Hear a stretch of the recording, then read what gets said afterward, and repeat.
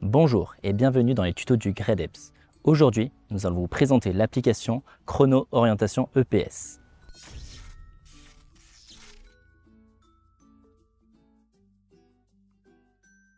Chrono Orientation EPS est gratuite et disponible uniquement sur iPad. L'application va permettre une gestion de vos courses d'orientation en cours d'EPS. La problématique d'un enseignant d'EPS est souvent de gérer les départs, les arrivées, tout en donnant un retour aux élèves. L'application va faciliter la gestion de la course d'orientation en enregistrant les temps, les résultats des balises, mais aussi en proposant une note par rapport aux résultats qu'elle a observés. Grâce à cela, l'enseignant se libère du temps et pourra proposer des feedbacks à chacun des élèves. Lorsque nous ouvrons l'application pour la première fois, nous devons créer dans un premier temps nos classes. Donc nous cliquons sur « Classe », puis « Créer une classe ». Nous rentrons son nom, donc ici c'est « Test ». Puis nous cliquons sur « Créer ». Ensuite, nous avons deux possibilités, soit ajouter les élèves manuellement, soit à partir d'un fichier CSV que nous pouvons récupérer depuis Pronote.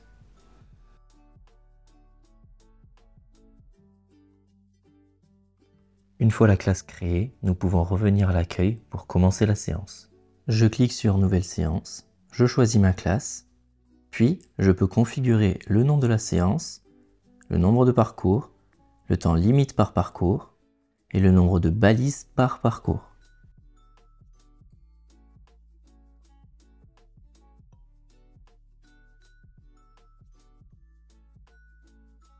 Une fois terminé, je rentre dans la séance en cliquant sur la session en cours.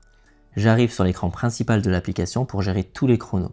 Pour lancer un élève et un parcours, nous cliquons sur l'élève, pas sur détail, et nous choisissons le parcours à effectuer, par exemple le parcours B. Une fois le parcours lancé, l'élève part car le chrono défile. Nous pouvons de la même manière lancer un autre élève, par exemple sur le parcours D. Si nous choisissons de créer 3 parcours, alors ces derniers s'appelleront A, B et C. Dans l'onglet « En course », nous retrouvons les élèves qui sont en train de courir et dans l'onglet « En attente », les élèves qui s'apprêtent à partir.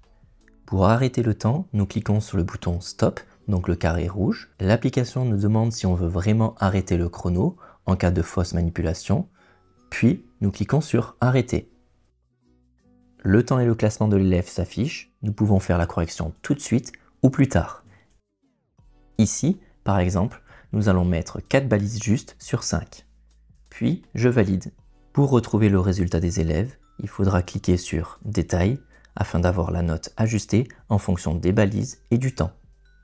Vous avez aussi le bouton pause, donc le bouton orange qui permet d'arrêter le temps pour par exemple si un élève vient nous voir pour nous poser une question ou qu'il y a un temps d'échange pour que celui-ci ne soit pas pénalisé. Si nous voulons valider plus tard car 2 élèves arrivent en même temps ou que nous voulons corriger à la maison, nous pouvons simplement appuyer sur le bouton orange juste ici. Pour modifier ensuite le résultat, il vous suffit de cliquer sur « Détails », puis de choisir le parcours et de cliquer sur « Valider les balises ».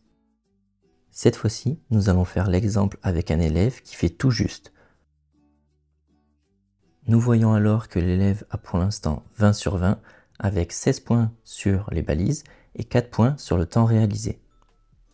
Pour mieux comprendre le système de notation, je vous invite à cliquer sur les 3 petits points en haut à droite de l'écran et à cliquer sur « Explication des points de classement ». Si nous nous rendons compte qu'un élève a fait beaucoup de fautes après la correction, nous pouvons lui proposer de refaire le parcours et l'application gardera bien sûr le dernier résultat. Pour les autres onglets, nous avons un onglet « Parcours et validation » qui permet d'apercevoir les parcours que nous n'avons pas encore corrigés.